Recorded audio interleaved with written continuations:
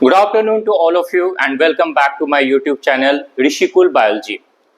सो आज बेटा हम लोग डिस्कस करते हैं यूकैरियोटिक सेल में यूकैरियोटिक सेल का introduction. Now you may ask a question, sir already I discuss this topic particular topic eukaryotic cell during the introduction of cell. मतलब जब मैंने आपको इंट्रोडक्टरी पार्ट पढ़ाया था सेल का, there are two types of cells, prokaryotic cell and eukaryotic cell, वहां पर भी मैंने आपको ये डिस्कस किया था। लेकिन अब आज के इस वीडियो लेक्चर में we will discuss specially eukaryotic cell के बेसिक स्ट्रक्चर या बेसिक कंपोजिशन क्या होती है, कि यूकैरियोटिक सेल में कौन कौन से कंपोनेंट्स पाए जाते हैं and how we have to proceed through the eukaryotic cell in details, right. तो इन सारी चीजों को हम लोग इस वीडियो लेक्चर में, आज के इस वीडियो लेक्चर में पढ़ेंगे।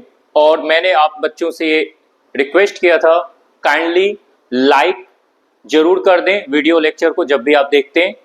अगर आपके कुछ क्वेश्चन बनते हैं then you may ask in the comment box. आपके क्वेश्चन का आपको आंसर या आपको रिप्लाई दे दिया जाएगा, right. And please try to share your relatives और योर नेबर्स, योर फ्रेंड्स, जो भी जिनको नीड है, तो आप इनके वीडियो को शेयर कर दें। Even you subscribe also, so that whenever I make a new video lecture on biology, definitely you will get the notification, right? So please like, share and subscribe. तो बेटा चलो अब थोड़ा सा एक छोटी सी शायरी मैं आपको सुना देता हूं, जैसे आप बच्चों की डिमांड होती है। झूठ की राह पर चलने वालों, झूठ की राह पर चलने वालों, सच कहो तो कुछ बात बने। बेवजह आईना तोड़ने वालों, बेवजह आईना तोड़ने वालों, चेहरे के दाग मिटाओ तो कुछ बात बने। ठीक है, तो इसके साथ ही हम लोग इस वीडियो लेक्चर को स्टार्ट करते हैं। Eukaryotic cell. अब सवाल ये है, क्वेश्चन ये है, व्हाट डज मीन यूकैरियोटिक? ये टर्म यूकैरियोटिक टर्म कहां से आया है? तो जैसा बच्चों मैंने आप लोगों को पहले भी बताया है, दीज आर ग्रीक वर्ड्स। कहां के वर्ड है ये? यस, ग्रीक यानी यूनान, जहां का सिकंदर था, राइट। Greek word.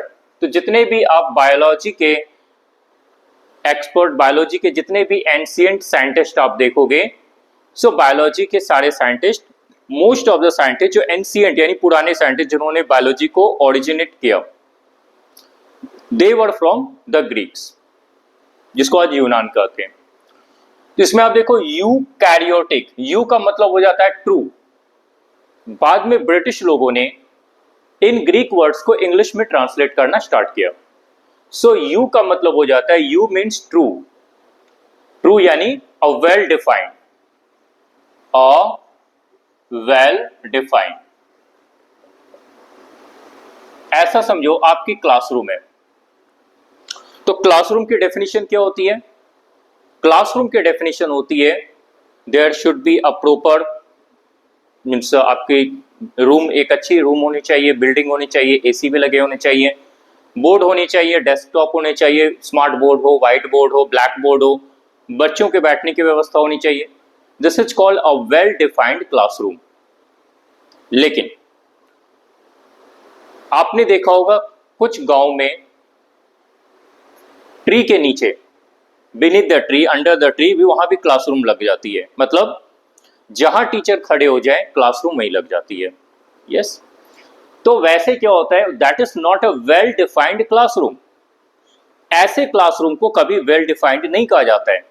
तो वैसे क्या होता है कि प्रोकैरियोटिक सेल में भी न्यूक्लियस प्रेजेंट है, that is the primitive type of nucleus. मतलब न्यूक्लियस तो प्रेजेंट है, but that is not a well defined nucleus.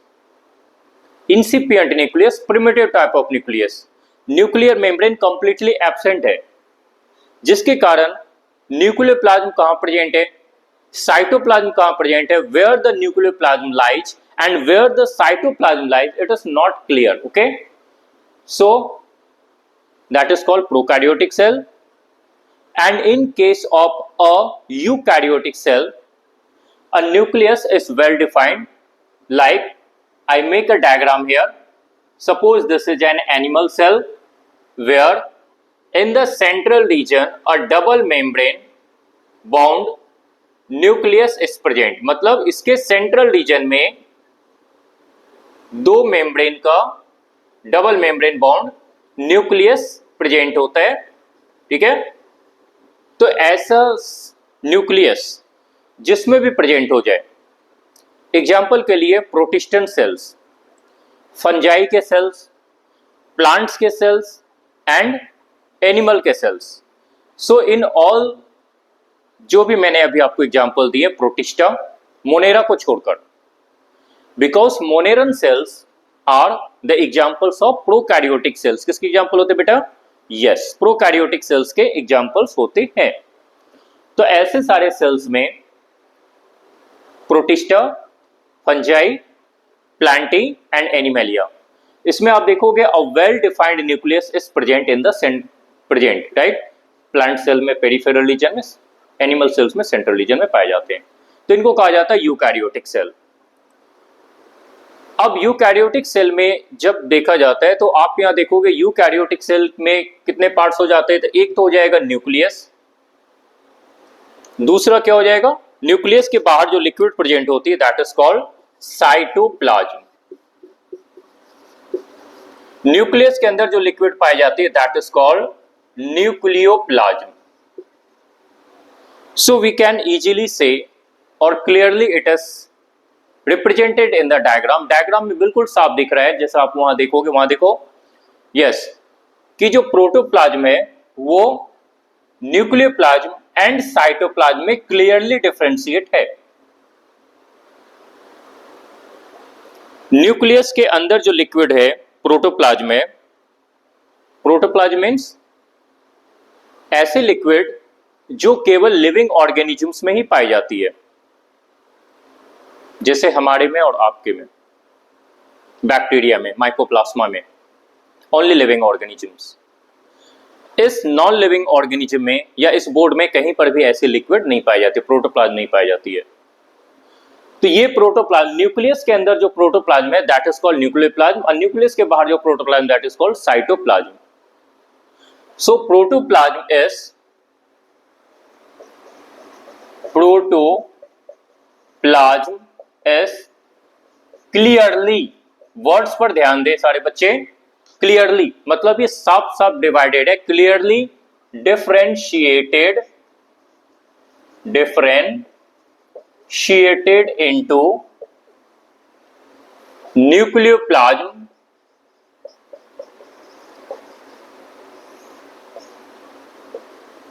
Protoplasm inside the nucleus and cytoplasm. Protoplasm outside the nucleus. Clear? Protoplasm outside the nucleus, जैसे आप यहाँ इस diagram में देख सकते हो, बिल्कुल सिंपल सी बातें। तो अब इसमें देखें, अब ये बात होती है कि सर ये साइटोप्लाज्म में क्या क्या प्रेजेंट हो जाते हैं, मतलब साइटोप्लाज्म में क्या पाए जाते हैं। तो बेटा पहले हम लोग साइटोप्लाज्म को स्टडी करेंगे, यूकैरियोटिक सेल के साइटोप्लाज्म। साइटोप्लाज्म में जो भी सेल ऑर्गेनल्स पाए जाते हैं, एग्जाम्पल के लिए endoplasmic reticulum, mitochondria, plant case में प्लास्टिड्स, राइबोसोम, लाइसोसोम, तो सेल ऑर्गेनल्स पाए जाते हैं साइटोप्लाज्म में, पहली बात, very good. Second thing, cytoplasm is a liquid solution, जो क्या हो जाती है, it's not a complete liquid, जो आपको सॉलिड, सेमी सॉलिड फॉर्म में, ये आपके इंटर कन्वर्टिबल होती है, मतलब कभी सोल स्टेज कभी जेल स्टेज, इसकी तरह से ये आपकी कन्वर्ट होती है। तो that is the cytoplasmic matrix और hyaloplasm. Then reserve food material, जैसे प्लांट सेल्स में स्टार्च, एनिमल सेल्स में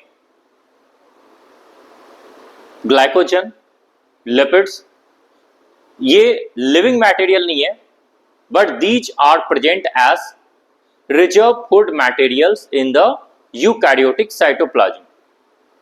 एग्जाम्पल के लिए मैंने आपको प्रोकैरियोटिक सेल में जैसे पढ़ाया था inclusion bodies.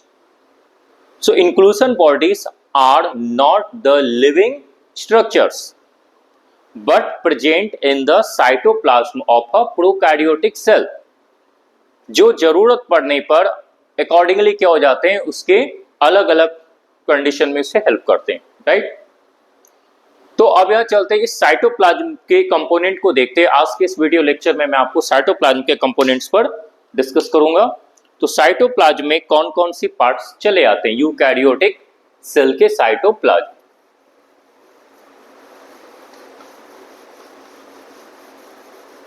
So in the first way, eukaryotic cytoplasm has been divided into three types.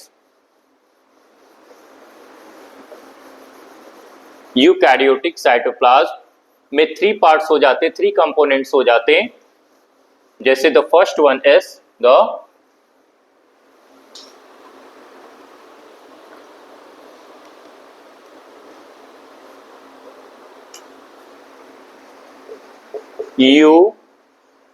eukaryotic cytoplasm. There are 3 components.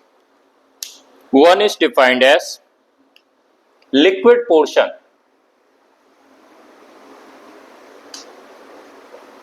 That is called cytoplasmic matrix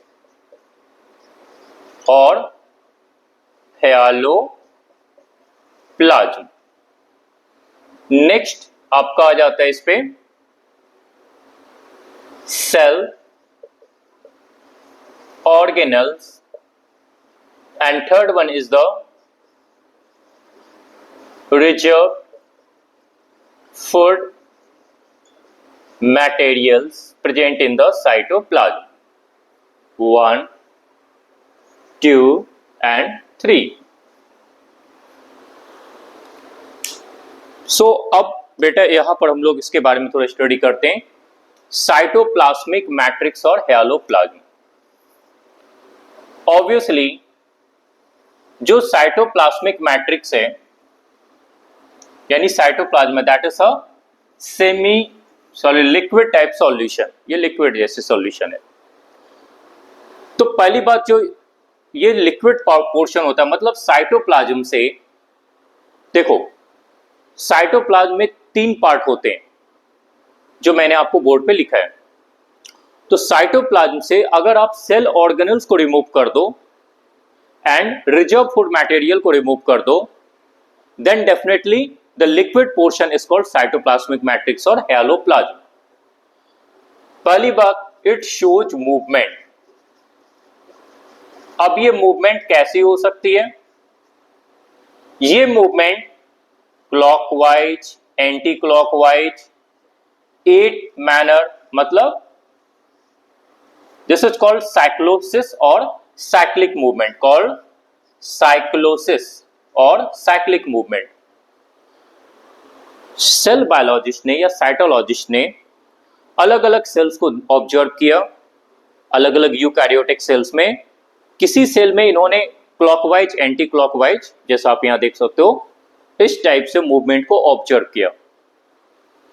बाकी अदर सेल्स में क्या हो जाते हैं, 8 लाइक से ये इसको 8, जैसे इंग्लिश में आप 8 पढ़ते हो ना मैथमेटिक्स में, तो इस टाइप से इस मूवमेंट को इन्होंने ऑब्जर्व किया। अब यहां पर एक डिफरेंस आपको रिमाइंड कराऊंगा मैं। जब मैंने आपको प्रोकैरियोटिक सेल पढ़ाया था तो उसमें यह बताया था prokaryotic cytoplasm does not show streaming, मतलब ये साइटोप्लाज्म मूवमेंट को शो नहीं करता है, but eukaryotic cytoplasm shows movement which is necessary for the metabolic activities. ये cytoplasm eukaryote cell is much more complex in compare to the prokaryotic cell। तो eukaryotic cell के अंदर मेटाबॉलिक एक्टिविटीज प्रोकैरियोटिक सेल के compare में ज्यादा होगी, तो इसके मूवमेंट को यहां पर शो करना इंपॉर्टेंट है, अदरवाइज मेटाबॉलिक एक्टिविटीज पॉसिबल नहीं है।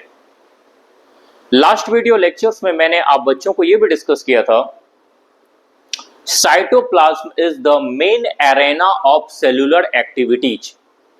मतलब साइटोप्लाज्म वो प्लेस है जहां पर मेन एक्टिविटीज क्या हो जाती है, वो आपको कंडक्ट होती है, मतलब मेटाबॉलिक एक्टिविटीज का वो सेंटर प्लेस है जहां पर एनाबॉलिज्म एंड कैटाबॉलिज्म दोनों प्रोसेस चलते रहती है, राइट। तो ये मूवमेंट का बेनिफिट होती है। अब इसमें आप देखें कि ये जो साइटोप्लाज्मिक मैट्रिक्स है ये किस स्टेज में रहती है।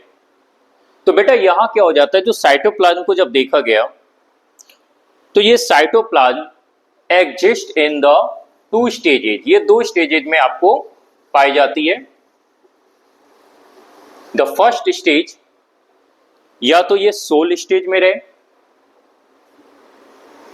सोल जो लिक्विड होती है ये सोल से कन्वर्ट होकर जेल स्टेज में चली आती है। अब आप ऐसा समझे, सोल मतलब थोड़ा हल्की लिक्विड फॉर्म जाता है, जेल मतलब थोड़ा सा कंसंट्रेटेड फॉर्म हो गई, जैसे आपने जेली खाई है, ठीक है, बटर जेली, तो वो जेलेशन स्टेज में चली आती है। तो सोल से जेल में कन्वर्शन हो जाता है, दिस इज कॉल्ड, इसे नाम दिया जाता है जेलेशन। क्या कहा जाता है बेटा? Yes, gelation. वापस ये जेल से सोल में कन्वर्ट हो जाती है, इसे कहा जाता है आपका सोलेशन। सोल से जेल, जेल से सोल, सोल से जेल, जेल से सोल, ठीक है। यस, ऐसे गीत गुनगुनाओ और इसको बायो को अच्छे से समझो। तो सोल से जेल, जेलेशन, जेल से सोल, सोलेशन, ठीक है। इस तरह से आप इसे देखें तो सोल से जेल दोनों फॉर्म एक दूसरे से इंटर कन्वर्टिबल होते हैं, राइट। इस 2 स्टेज में ये आपके रहती है, इसी कारण मूवमेंट होता है, ये एक से इसमें, इससे उसमें, ये होता रहता है ताकि मेटाबॉलिक एक्टिविटी जो सेल के अंदर है वो मेटाबॉलिक एक्टिविटी में कोई प्रॉब्लम ना आए, मेटाबॉलिक एक्टिविटी स्मूथली रन होती रहे। क्लियर? चलो, इससे ज्यादा हमें जानने की जरूरत नहीं है, चीजें बहुत सारी हैं सेल बायोलॉजी में, लेकिन सेल में आपको साइटोप्लाज्मिक मैट्रिक्स या हेलोप्लाज्म के बारे में इतनी इंफॉर्मेशन सफिशिएंट है नीट एग्जाम पास करने के लिए। सेकंड चलते हैं हम लोग सेल ऑर्गेनल्स। तो सेल ऑर्गेनल्स क्लास 9 से क्लास 8 से सारे बच्चे याद करते आ रहे sir, mitochondria, chloroplast, ribosome, lysosome. चले, तो बेटा यहां क्या होता है, 3 तरह के सेल ऑर्गेनल्स हमने ऑब्जर्व किया है, देखा है। पहले हो जाते कुछ ऐसे सेल ऑर्गेनल्स हैं जो हो जाते हैं मेम्ब्रेनलेस सेल ऑर्गेनल्स, मतलब इसने एक सिंगल में कोई मेम्ब्रेन इस पे पाई नहीं जाती है। हाँ, थोड़े से रिमाइंड करें, प्रोकैरियोटिक सेल कुछ आपको याद आया हो तो मैंने आपको ये कहा था, प्रोकैरियोटिक सेल के केस में क्या हो जाएगा, इसे मैं मिटा देता हूं, थोड़ा सा स्पेस बन जाए, क्या, ताकि इसे लिखा जा सके, मेम्ब्रेनलेस सेल ऑर्गेनल। तो प्रोकैरियोटिक सेल में कोई भी सेल, एक ही सेल ऑर्गेनल पाई जाती है, that is ribosome, that is also membraneless. बाकी प्रोकैरियोटिक सेल में कोई दूसरा मेल सेल ऑर्गेनल प्रेजेंट नहीं होता है। Yes, no cell organelle is present in a prokaryotic cell except the ribosome, that is also membraneless. लेकिन यूकैरियोटिक सेल में क्या हो जाते हैं, यहां पर तीनों तरह के सेल ऑर्गेनल्स पाए जाते हैं, जैसे मेम्ब्रेनलेस सेल ऑर्गेनल्स भी पाए जाएंगे, single membrane bound cell organelles भी पाए जाएंगे and double membrane bound cell organelles भी पाए जाएंगे। तो मेम्ब्रेनलेस सेल ऑर्गेनल्स के एग्जांपल्स क्या हो गए, इससे एक क्वेश्चन पूछा जाता है नीट में, लो मैंने लिख दिया नीट, कभी कभी नीट का मन हो गया तो यहां से भी पूछ सकते हैं। एग्जाम्पल के लिए राइबोसोम्स, ये दोनों में पाए जाते हैं, प्रोकैरियोट एंड यूकैरियोट्स, बट इसके टाइप डिफरेंट होते हैं। यूकैरियोट्स में 70 और 80s दोनों पाए जाते हैं राइबोसोम। प्रोकैरियोट्स में ओनली 70s पाए जाते हैं ribosomes. Then yes, next one is the membraneless, जैसे आपको क्या हो जाता है centrioles, a pair of centrioles या centrosome. So these are the membraneless. एक एक करके आगे जब मैं पढ़ाऊंगा तो फिर वहां पर ये सारे आएंगे। उसके बाद cytoskeletal structures, cytoskeletal structures, right, ये हो जाते हैं आपके membraneless cell organelles. Second, single membrane bond. तो सिंगल मेम्ब्रेन बॉन्ड की लिस्ट लंबी है, इसलिए मैं आपको पहले कराता हूं डबल मेम्ब्रेन बॉन्ड। मतलब ऐसे cell organelles double membrane bound cell organelles. इसके एग्जांपल्स देखें तो केवल 3 होते हैं, इसको याद रख लेना। न्यूक्लियस, 2 मेम्ब्रेन होती है, outer and inner. Then mitochondria, and third one is the plastids, NMP। बस ये 3। बाकी जितने भी बच गए सारे के सारे जो सेल ऑर्गेनल्स हैं they are single membrane bound, membraneless, double membrane bound. अब बच गए आपके कौन से? यस, जितने भी बच गए सारे के सारे single membrane bound cell organelles. Example के लिए क्या हो जाएगा? Single membrane bound cell organelles कौन से हो जाते हैं? The first one is the yes endo membrane system में जितने आगे एंडोप्लाज्मिक रेटिकुलम, रफ हो या smooth, it doesn't matter, both are endoplasmic reticulum. Then very good, Golgi bodies, then vacuoles, lysosome and vacuoles, right? Lysosomes, then vacuoles, उसके बाद yes peroxisomes, glyoxysomes, ठीक है, etcetera. तो ये सब जो भी बच गए वो सारे आ जाते हैं आपके single membrane bound cell organelles. तो एक question membrane bound cell organelle से पाया जाता है। दूसरा डिफरेंस आप बच्चों ने ये ऑब्जर्व किया, प्रोकैरियोटिक सेल में any membrane bound cell organelle is completely absent in a prokaryotic cell. मैंने फिर से रिपीट किया क्योंकि ये पॉइंट इंपॉर्टेंट है, इसलिए रिपीट किया बेटा, सुन के। तो बच्चों ये देखो, यूकैरियोटिक सेल में तीनों तरह के मेम्ब्रेन बाउंड स्ट्रक्चर पाई जाती है, ये कंफ्यूजन नहीं होना चाहिए। नेक्स्ट, थर्ड पार्ट जब आप देखते हो, this is the reserve food material present in a eukaryotic cell. तो प्लांट सेल में स्टार्च और एनिमल सेल में glycogen and fat. Starch in a plant cell के साइटोप्लाज्म में स्टार्च एब्सेंट हो गए। उसके बाद जनरली क्या होता है, glycogen is preserve, glycogen, lipids, ये आपको क्या हो जाते हैं, फंगल सेल, फंगाई के सेल, एनिमल सेल्स, इसमें रिजर्व फूड मटेरियल का काम करते हैं। तो ये था आपका यूकैरियोटिक साइटोप्लाज्म का एक बेसिक इंट्रोडक्शन। अब नेक्स्ट वीडियो लेक्चर में मैं आपको बताऊंगा सेल ऑर्गेनल से मैं स्टार्ट करूंगा। तो यूकैरियोटिक साइटोप्लाज्म में आपने देखा है a number of cell organelles are present, जिसका नाम मैंने यहां पर लिखा है। So how to study, how to start. उसके अलावा फिर आप यहां देखते हो, यहां आपको क्या हो जाते हैं, सेल के बाहर बाउंड्री प्रेजेंट हो जाती है। जैसे एनिमल सेल में the outer most boundary is called the plasma membrane, okay. while in a plant cell इस प्लाज्मा मेम्ब्रेन के ऊपर भी एक एडिशनल बाउंड्री पाई जाती है जिसको कहा जाता है सेल वॉल। तो सबसे पहले हम लोग plasma membrane and cell wall को डिटेल में पढ़ेंगे। दिस इज वेरी इंपॉर्टेंट क्योंकि नीट में क्वेश्चंस अच्छे लेवल के प्लाज्मा मेम्ब्रेन से पूछे जाते हैं। इवन इट टेक्स 1 आवर और एक मतलब 2 वीडियो लेक्चर इसमें आपको लग सकते हैं प्लाज्मा मेम्ब्रेन के लिए। ठीक है, तो पहले हम लोग अगली क्लास में प्लाज्मा मेम्ब्रेन को डिस्कस करते हैं या सेल वॉल को मैं डिस्कस करूंगा। After that we will come to the different cell organelles present in a eukaryotic cell. So I hope today's video already आप बच्चों को समझ में आई हो।